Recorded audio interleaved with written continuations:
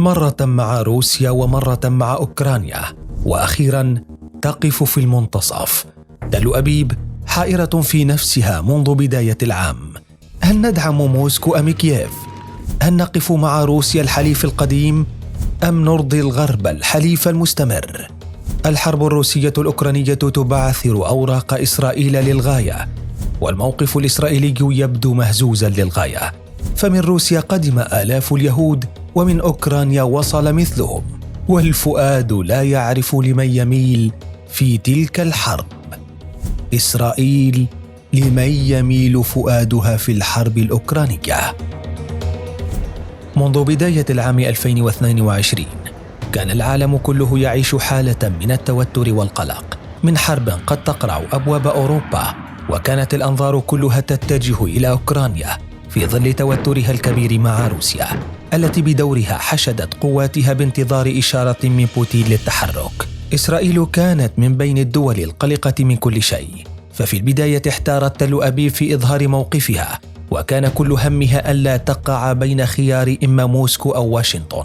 لذلك بقيت لمدة طويلة قبل انطلاق الحرب تدعو للغة السلم والحوار بين روسيا وأوكرانيا. ففي بداية فبراير، وبالوقت الذي كانت تشير فيه كل التقارير إلى أن روسيا اتخذت خيار الحرب، خرج وزير الخارجية الإسرائيلي يائير لابيد ليقول بأن النزاع بين روسيا وأوكرانيا لن يتحول إلى حرب في القريب العاجل. تصريح أثار حفيظة السفير الأوكراني بتل أبيب الذي خرج برد حاد عليه، يقول أنه من العار أن لابيد لم يلاحظ حالة الحرب التي تمر بها أوروبا، واتهمه بتبني ما أسماها الدعاية الروسية. لم يأتي أي رد إسرائيلي، وظهر جليا حينها أن تل أبيب موقفها بات بجانب روسيا وليس الغرب، حيث لم تدعو مواطنيها لمغادرة أوكرانيا كما فعلت الدول الغربية، وهو التصرف الذي وصفت موسكو بالتحريض عليها. لكن الأحداث تسارعت بعد ذلك، ففي ذات الشهر أعلن فلاديمير بوتين اعترافه باستقلال إقليمي دونتسك ولوغانسك. حينها خرجت إسرائيل بإعلان وصف بالضعيف، قالت فيه أنها تدعم وحدة الأراضي الأوكرانية، ولم تشر فيه أبدا إلى روسيا والانفصاليين، ما أثار حفيظة واشنطن والدول الغربية، وفي ذات الوقت روسيا حتى، حيث قال سفيرها في الأمم المتحدة أن بلاده لن تعترف بسيادة إسرائيل على مرتفعات الجولان. موقف وضع تل أبيب في حيرة جديدة بين ندين، لكن مع بدء الحرب ظهرت بموقف غربي خالص، حيث قالت أن ما قامت به روسيا يعد انتهاكا خطيرا للنظام الدولي، وإن إسرائيل تدين الهجوم على أوكرانيا. ومن ثم صوتت في الجمعية العامة للأمم المتحدة على إدانة ما وصف بالغزو الروسي لأوكرانيا. كما توالت بعض التصريحات الإسرائيلية التي تقول أن إسرائيل ستقف بجانب واشنطن دائما لأنها الحليف الأقوى لتل أبيب، إلا أن ذلك لم يظهر بشكل واضح للعلن. فمن بعد الحرب فرضت الدول الغربية عشرات العقوبات على روسيا، لكن إسرائيل ترددت في الانضمام لها على الرغم من طلب واشنطن الصريح منها لتكتفي الحكومة بتشكيل طاقم وزاري يعمل على دراسة فرض عقوبات على روسيا. كما رفضت الانضمام لقرار يدين روسيا في مجلس الأمن، وقالت أنها ليست عضوا فيه وأن القرار سيصطدم بفيتو روسي بالتأكيد. ثم خفضت من تمثيلها في النقاش الطارئ الذي أجرته الجمعية العمومية، ومن ثم رفضت تزويد أوكرانيا بمساعدات عسكرية دفاعية لمواجهة روسيا، وقالت أنها تركز على نقل المساعدات الإنسانية فقط. مع ذلك قررت بعدما يقارب الشهر من الحرب منع مرور طائرات رجال الأعمال الروس في أجوائها، ومنعها من التواجد في مطار بن غوريون لأكثر من 48 ساعة.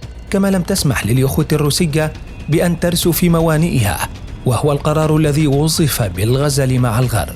وفي ذات الوقت محاولة من تل أبيب لعدم إغضاب بوتين، وعلى الرغم من وصف الغرب لتلك القرارات بالدخول بالعقوبات على روسيا، لكن الحكومة الإسرائيلية أوضحت أنها لن تنخرط في أي عقوبات اقتصادية على الروس.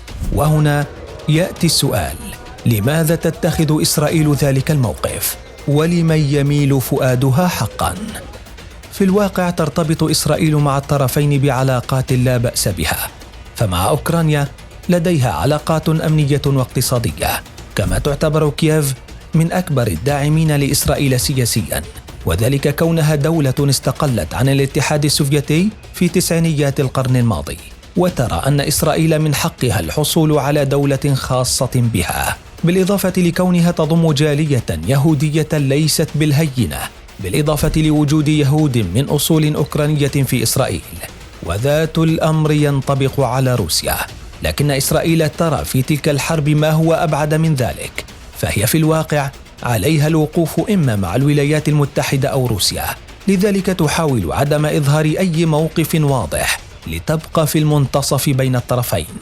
فمن جهة تعتبر إسرائيل نفسها جزءا من العالم الغربي ومثالا للديمقراطية في العالم، ومن جانب آخر ترى بروسيا حليفا قويا لا يمكن إغضابه. ففي سوريا تعتبر موسكو لاعبا رئيسيا، وتربطها مع تل أبيب العديد من النقاط التي تنظم التدخل العسكري لإسرائيل ضد إيران في سوريا. ومن جهة فإن إيران تعتبر روسيا من أهم الحلفاء له، وفي ذات الوقت لاعبا رئيسيا في مفاوضات الملف النووي الإيراني، حيث تذكر إسرائيل موقف روسيا في عام 2008، وذلك عندما ألغت صفقة شراء أنظمة دفاع جوي من طراز آس 300 للنظام الإيراني، والتي قد تهدد التفوق الجوي الإسرائيلي.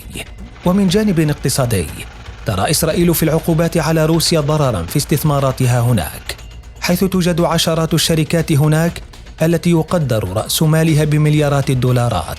يضاف لذلك استيرادها الفحم من موسكو، والذي يؤمن 23% من إنتاج الكهرباء، ومعه استيراد الخشب والحديد ومواد البناء بشكل عام.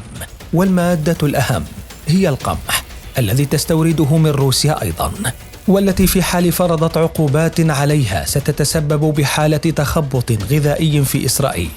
وبعد مرور أشهر من الحرب الأوكرانية حاولت تل أبيب فرض نفسها كوسيط بين الطرفين، كما فعلت كل من تركيا والصين وفرنسا، لكنها وفق ما يصف مراقبون كانت الاتصالات من خلالها خفيفة للغاية، ولم تثمر عن أي تقدم بين الطرفين، على الرغم من ثقة الرئيس الأوكراني زيلينسكي التامة بإسرائيل كونه يهوديا واستنجد منذ البداية بها، لكن ذلك لم يفلح أبدا.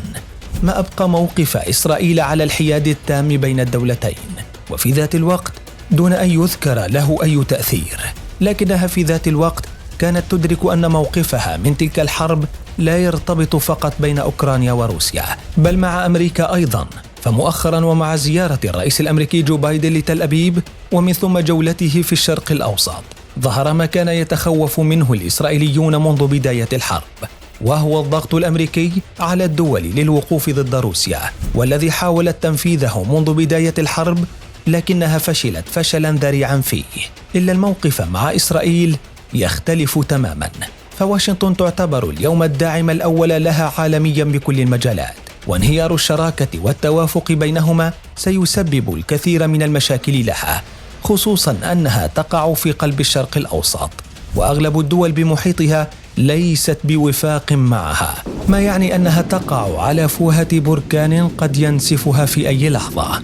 فرغم الشد والجذب ومحاولة التنصل من الإعلان الصريح، تبقى إسرائيل وكما قال أحد مسؤوليها باسم مخفي الدولة التي ستقف مع الولايات المتحدة مهما حصل في النهاية.